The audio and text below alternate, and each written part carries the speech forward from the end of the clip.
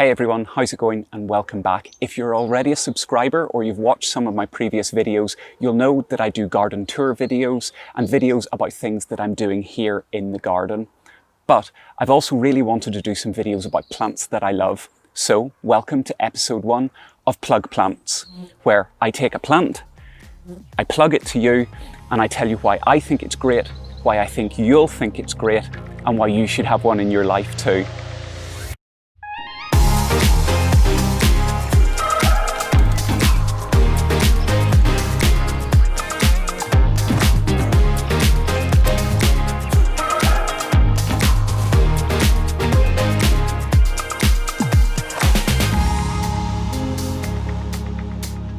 So for my first pick, I'm going to show you a plant that I didn't know we had in the garden until it came into flower because I didn't actually recognize the foliage and I was kind of wondering what it was.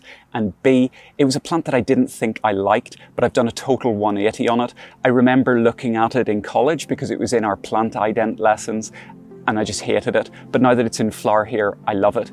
And it's this little beauty. This is Hesperantha, and it comes into its own at this time of year. It's September now, so the garden is starting to look a little bit tired. Flowers are passing, leaves are turning, and you know that we're on that downward slope towards winter. But this is when this starts flowering in September, and it really is brilliant. So this, I believe, and this comes with a health warning because I might not have the name right, and I don't know what the cultivar is Hesperantha coccinea. Hesperantha coccinea. It used to also be called Schizostylus coccinea, but that's plant taxonomy for you. They always change things up just when you've started to learn a name. So yeah, Hesperantha. Coccinea, by the way, means bright red, and you can see it in these flowers. They've got this bright red, but not scarlet flower that looks really cool. So just like any other gear video, I'm going to give you what you need to know on the tech specs of this plant. Hesperantha grows to about 60 centimeters tall and spreads to about 30 centimeters wide, though it does propagate by rhizome and it starts to clump up. So you can see here we've already got like several clumps that are spreading out.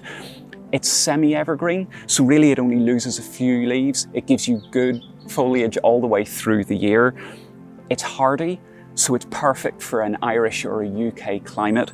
And then it's got these little 6-petaled flowers that start to come out in early September.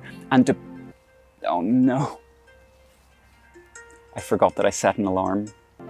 So it's got lovely little red flowers. And in terms of conditions, this thing will grow in a variety of soils. You always know that a plant is not going to be that fussy if you look it up in a book or in something like the RHS guide, where it says that it's happy in clay or loamy or chalky or sandy soils. The only thing to remember is that because it's a South African plant, although it likes a moist, well-drained soil, it also likes just a little bit of a sheltered spot and a decent bit of sunshine, and it'll reward you with this. So why do I think that this little Hesperantha is an awesome plant, and why do I think that you should have one too? It's all about the flowering. The fact that it gives you this little pop of colour at this time of year is absolutely brilliant. It's a really hardy little plant, so it's going to keep on flowering all the way through the autumn into winter, and if we're lucky, as far as Christmas, depending on how settled and mild the conditions have been. The flowers are really good for pollinating insects. You can cut them, bring them into the house. They work really nicely as cut flowers. The foliage is interesting as well, even when it's not flowering. We have this growing through Ophiopogon planiscapus nigrescens, also known as just a black grass. It's got a really nice contrast and it looks really well. So all in all, it's a great little plant. Best of all though, it's not rare, it's not expensive. You can go to pretty much any garden centre and you're going to find this, and you can get it in shades of white, through to pink and through to red. Absolute winner of a plant. Go out and get yourself 1 or 12. So what do you think? Do you love it or do you hate it? Leave me a comment down below. And as always, if you've enjoyed the video, give it a thumbs up, subscribe, and make sure to hit that bell icon so that you'll be notified when I post my next video.